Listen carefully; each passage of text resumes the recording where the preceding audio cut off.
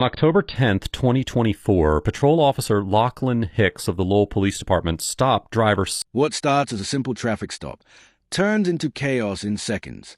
An officer pulls over a driver for speeding, but instead of a routine interaction, things escalate almost immediately. The driver questions the accusation, and that's when the officer's tone completely changes. Within moments, a basic stop turns into a full-blown confrontation. And what happens next escalates way faster than anyone expected.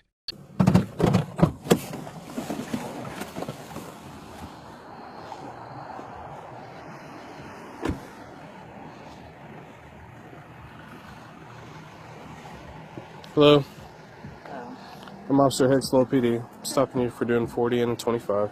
40 on a 25? Yes, ma'am. That's not true. It is true. That's not true. Okay. Do you have your license and insurance? Do you have the, Do you have your license and insurance? I do have my license. Okay. The situation intensifies instantly.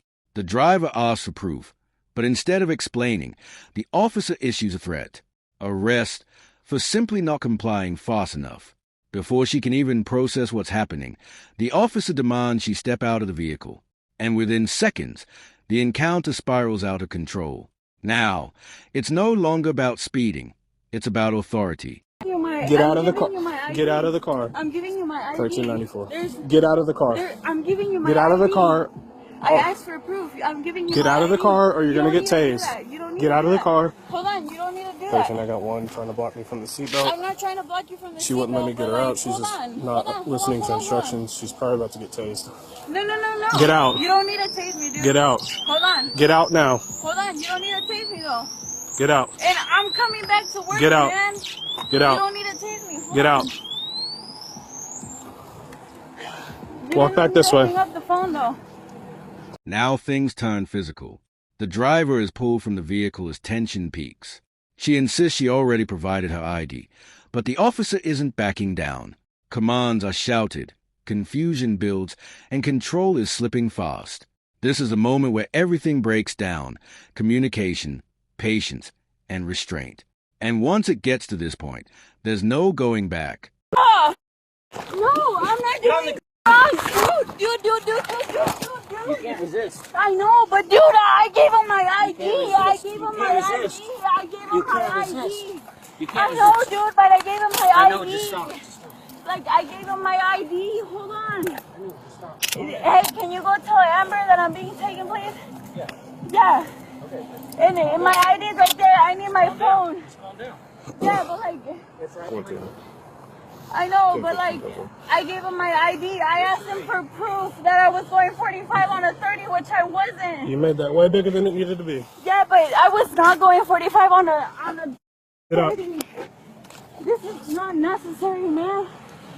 113, log 1 resisted.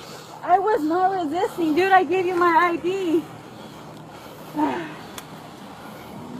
I was not going 45 on a 30. Dude, I'm getting back to work. Not anymore, you're not. You're going to Benton County. Oh my God. You work here? Yeah, I was not going 45 on a 30. You're doing 40 and a 25. No, you first said 45. No, I didn't. Yes, you did. You can FOI the body camera. Okay. And I asked you for proof. The officer places her under arrest, stacking multiple charges in seconds: speeding, obstruction, resisting. But here's where the situation becomes legally complicated. Was a delay actually a crime, or just frustration in the moment? Because not every hesitation equals obstruction. And what just happened raises serious questions about how quickly this escalated.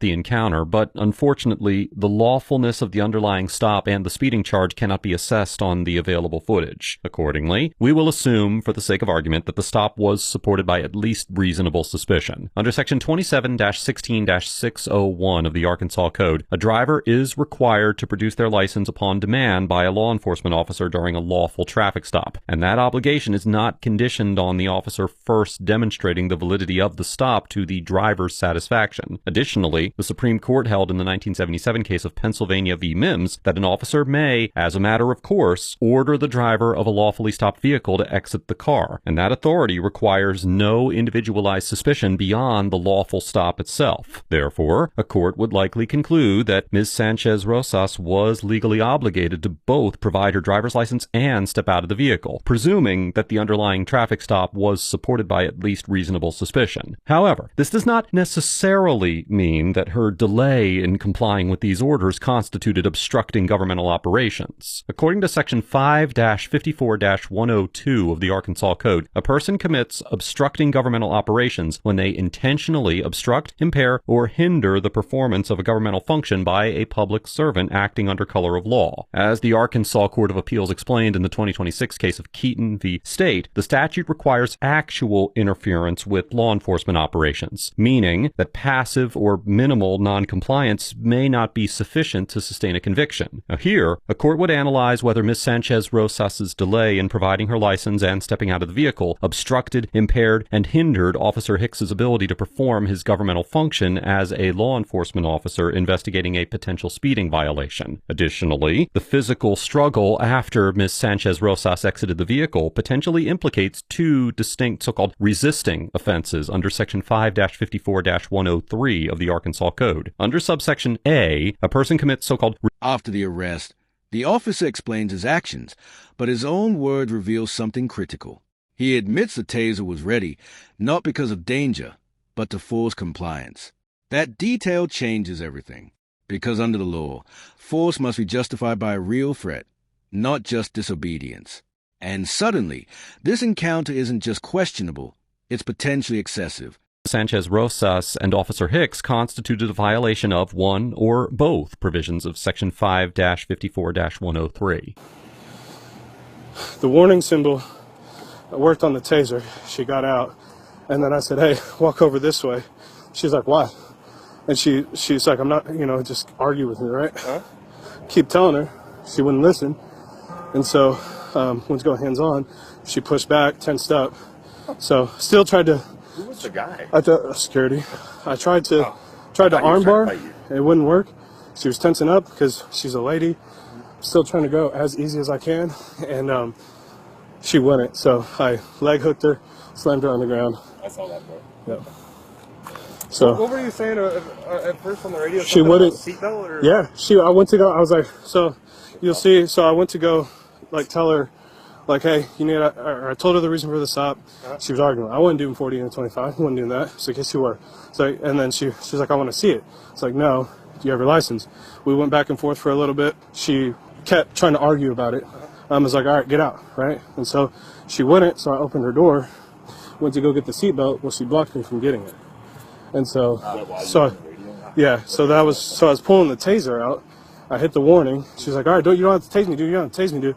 But then, in reality, I could have taser with that one, but it just wasn't. Yeah, the warning worked. Look at that. Yeah, well, until we started having to wrestle on the ground. Officer Hicks tells the other officers that he would have been within his authority to deploy his taser against Ms. Sanchez. Now the focus shifts to use of force. Was a taser threat actually justified? The driver wasn't fleeing. She wasn't attacking. At most, she was arguing. And courts have made one thing clear. Non-compliance alone does not always justify force.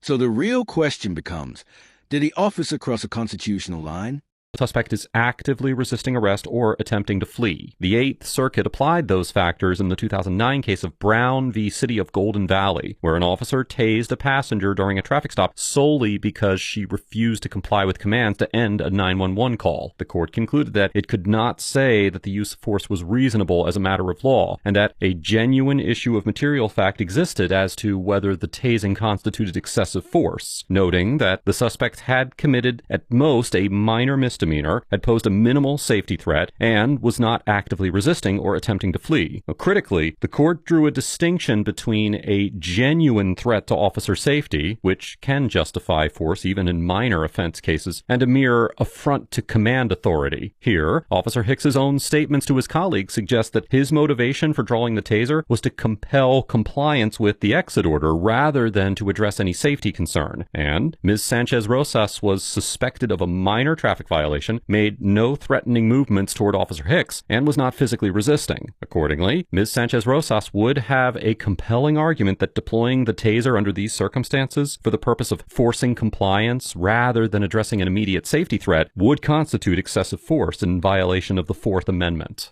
No, I didn't check safe. Okay. So, Weird. Did you already get a code 11? no. Good job. Thanks. Hey, anything? Dan, you're good. You can leave. I don't know where her... Thanks, bud. Her glasses got bent up. Yeah, I don't suspect that. She's just speeding. Made it way bigger than it needed to be. Therefore, that'll be the subject I'm 15 with. So, see, it's all taken care of.